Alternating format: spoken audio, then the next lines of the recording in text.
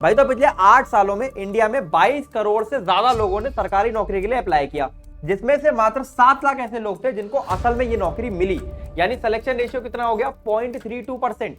अगर हम लोग बात करेंगे नंबर्स में, तो जितने लोग अप्लाई कर रहे हैं उसमें से हर 313 व्यक्तियों में से एक व्यक्ति को ये सरकारी नौकरी मिल रही है। और मैं यूपीएससी की बात ही नहीं कर रहा हूं, सिर्फ UPSC, banking, clerk, group D, हर तरीके की नौकरी की मैं बात कर रहा हूं।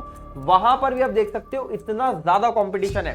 साथ में हर साल सुनने को मिलता है कि यार किसी सरकारी नौकरी की वैकेंसी निकली थी वो रद्द हो गई, कभी पेपर लीक हो गया, कभी रिजल्ट नहीं आ रहा है, कभी रिजल्ट लेट हो रहा है, 3-3 साल बाद रिजल्ट आ रहा है। लेकिन इतना करने के बाद भी ये नंबर घटता हुआ नहीं दिख रहा है। हर साल सरकारी एप्लीकेंट्स बढ़ते ही जा रहे हैं। हाय, मेरा नाम है संकल्प जौहरी और आज हम लोग देखेंगे कि इंडियंस सरकारी नौकरी की तैयारी क्यों कर रहे हैं, क्यों इतना ज्यादा कंपटीशन होने के बावजूद इंडियंस सरकारी नौकरी को प्रेफर कर रहे हैं प्राइवेट के ऊपर, और ये नंबर कम होता हुआ तो बिल्कुल नजर नहीं आ रहा है। एक एक करके बात करेंगे। चैनल को सब्सक्राइब करके बेल आइकन को प्रेस कर लो। और अगर तुम इस समय एक कॉलेज स्टूडेंट हो या अभी तुम एक स्टूडेंट हो तो तुम्हारे लिए वीडियो देखना बहुत जरूरी है, क्योंकि तुम भी अपना एक डिसीजन बना पाओगे कि क्या मुझे सरकारी एग्जाम के लिए जाना है या नहीं जाना है। तो सबसे पहले बात कर लेते हैं, कोविड-19 जब आया था उसके बाद से सरकारी नौकरी के एप्लीकेंट्स में 82.33% का राइज आया है, यानी ऑलमोस्ट डबल हो गए हैं एप्लीकेंट्स। और ऐसा इसलिए हुआ है क्योंकि लोग कोविड-19 को देखने के बाद ही समझ गए हैं कि स्टेबिलिटी कितनी इंपॉर्टेंट चीज है। अब धीरे धीरे करके आगे बढ़ेंगे। तो सबसे पहली चीज जिसके लिए यार हर एक व्यक्ति सरकारी नौकरी की तैयारी करना चाहता है वो क्या है? स्टेबिलिटी चाहते हैं लोग। यार लोग ये नहीं चाहते कि हमको नौकरी से निकाल दिया जाए या हमारी सैलरी टाइम पे ना आए। हर एक व्यक्ति चाहता है सैलरी टाइम पे मिले, चाहे कम ही मिले लेकिन समय पे मिले, और नौकरी से मैं निकाला ना जाऊं, यार सर पे टेंशन ना रहे। ठीक है। अब जैसे अगर हम लोग प्राइवेट में नंबरों की बात कर लेंगे, ऑलमोस्ट 1187 ये कंपनीज थी, इतनी टेक कंपनीज थी जिन्होंने 2 लाख से ज्यादा एम्प्लॉयज को अपनी कंपनी से निकाल दिया। बट ये चीज सरकारी के अंदर पॉसिबल नहीं है। सरकारी में ऑलमोस्ट 0 के बराबर ले ऑफ आपको देखने मिलते हैं। एक बार नौकरी मिल गई तो निकाले तो नहीं जाने हो। ठीक, आगे बढ़ते हैं। दूसरी चीज जिसकी वजह से ये लोग सरकारी नौकरी की तैयारी करते हैं वो है फ्री अलाउंसेस।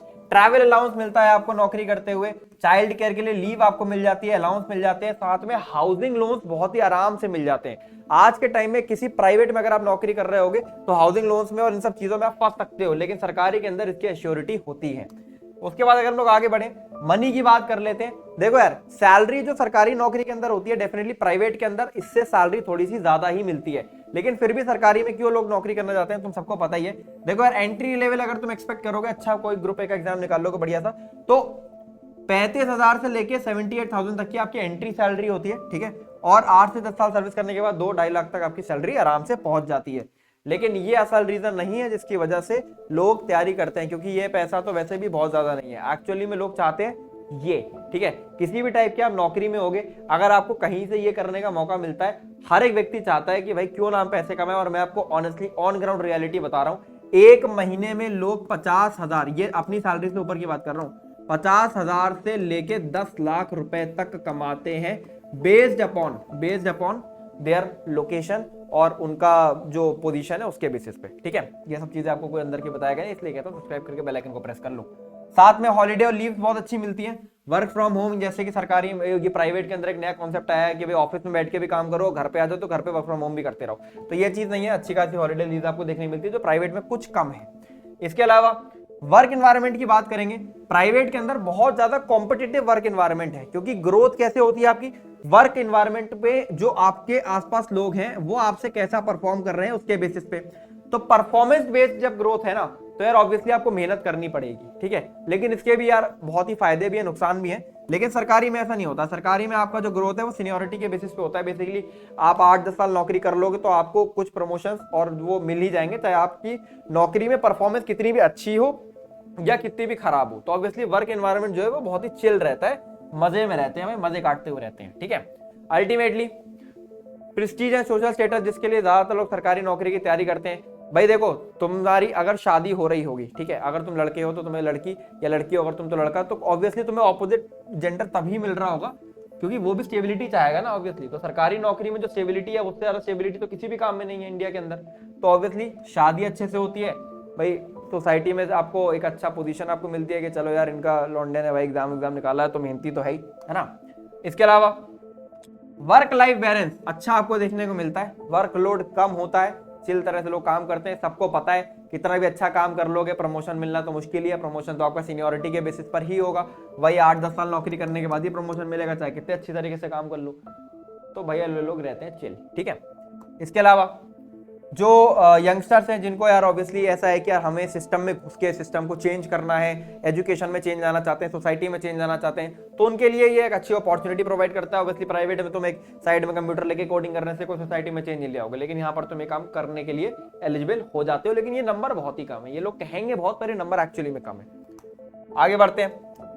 साथ में हाउसिंग बेनिफिट्स बहुत बढ़िया मिलते हैं आपको, ठीक है। इस समय इंडिया के अंदर हाउसिंग रेट्स बहुत ही तेजी से बढ़ रहे हैं और उस हाउसिंग रेट्स को बढ़ते हुए हाउसिंग रेट्स में घर खरीद पाना आज के टाइम में थोड़ा मुश्किल हो गया है। तो उसके लिए क्या है, सरकारी क्वार्टर आपको मिल जाते हैं, अच्छे खासे होते हैं रहने के लिए। और अगर ये नहीं मिलते तो हाउसिंग लोन तो आपको आराम से मिल ही जाता है, क्योंकि आपका जो सैलरी है वो ऑब्वियसली सरकारी नौकरी के अंदर फिक्स्ड रहता है और पता रहता है। अब जो लोग थोड़ा सा लो फैमिली इनकम के हैं, ठीक है, उनके लिए ये बहुत ही अच्छा ऑप्शन रहता है। कह रहे एक एग्जाम है, इसकी तैयारी कर लो, ये नौकरी पक्की हो जाएगी और जीवन भर के लिए पक्की हो जाएगी। फिर जो नौकरी आपकी होगी उसमें जो सैलरी होगी वो आपकी जो फैमिली इनकम थी पहले ऑलरेडी उससे तो बेटर हो जाएगी। तो फैमिली की कंडीशंस को भी सही करने के लिए बहुत सारे लोग सरकारी नौकरी की तैयारी करते हैं। तभी आप न्यूज सुनते होगे कि गाँव में कोई व्यक्ति बहुत ही गरीब फैमिली से था, वो पढ़ के कैसे IAS बन गया या IPS बन गया। तो वो सब चीजें आपको इस रीजन की वजह से मिलती है कि आपको एक स्टेबल प्लेटफॉर्म ये चीज प्रोवाइड करती है।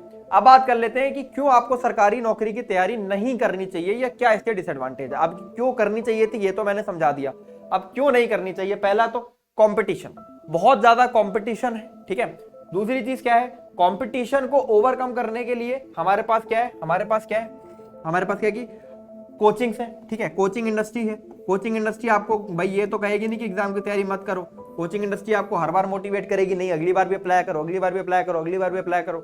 बस इसी करते करते 22 साल से लेके 30 साल तक कब आपके हो गए आपको पता ही नहीं चलेगा, ठीक है। सिलेक्शन हो गया तो बहुत ही बढ़िया, पढ़ना ही हुआ तो फिर आप एक बहुत ही significant part of your life खो देने वाले हो उस कंपटीशन के चक्कर में। तो कंपटीशन बहुत ज्यादा है, ठीक। दूसरी चीज क्या है, सिलेक्शन प्रोसेस की जो अनसर्टेनिटी है।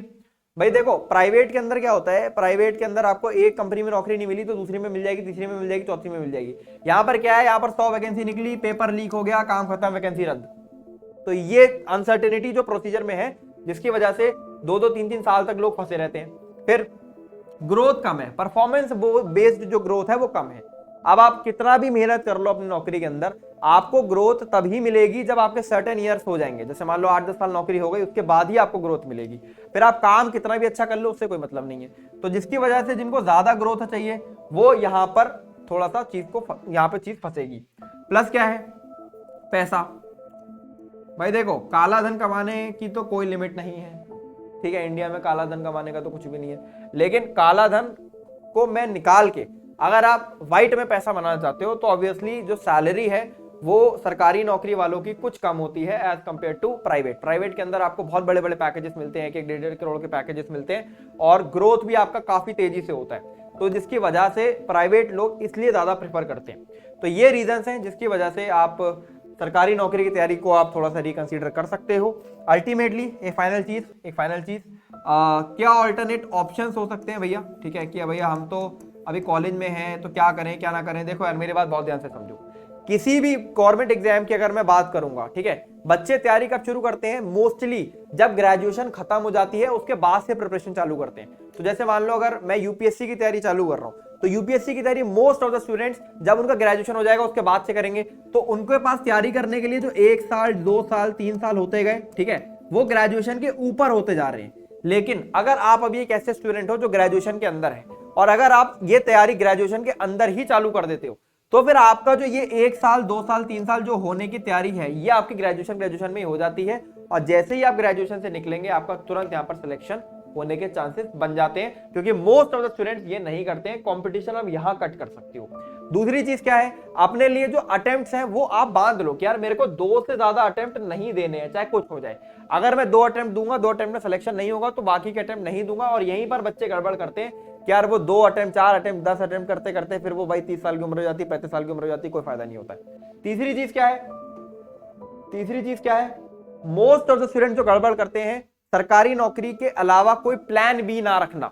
भाई प्लान भी तो आप रख ही सकते हो, वो क्या हो सकता है, ऑल्टरनेट एग्जाम्स हो सकते हैं, ठीक है। इसके अलावा अगर ऑल्टरनेट एग्जाम्स नहीं है तो आप जहां पर भी आप डिग्री कर रहे थे, अगर आपको टेक्निकल डिग्री कर रहे हो तो प्राइवेट में प्लेसमेंट ले सकते हो या कोई प्राइवेट नौकरी ले सकते हो, पर एक प्लान भी रखना बहुत ज्यादा जरूरी है।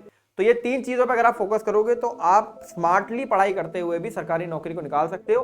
और सरकारी नौकरी is not the end, obviously private के अंदर भी अच्छी नौकरियां हैं और इस समय करने के लिए तो बहुत सारी चीजें यार, लोग ऑनलाइन इतना पैसा कमा रहे हैं, स्टार्टअप में इतना पैसा कमा रहे हैं, कुछ कहने के नहीं। तो ये सब चीजें भी हम चैनल पे आगे एक्सप्लोर करेंगे, इसलिए बने रहो चैनल के साथ। चलो यार, आई होप तुम्हें तुम्हारा आंसर मिला होगा। आप कमेंट सेक्शन में लिखना कि तुम क्यों सरकारी नौकरी की तैयारी करना चाहते हो या क्यों नहीं करना चाहते हो, अपने रीजंस। चलो, this is all from my side, संगत गौरी साइनिंग ऑफ।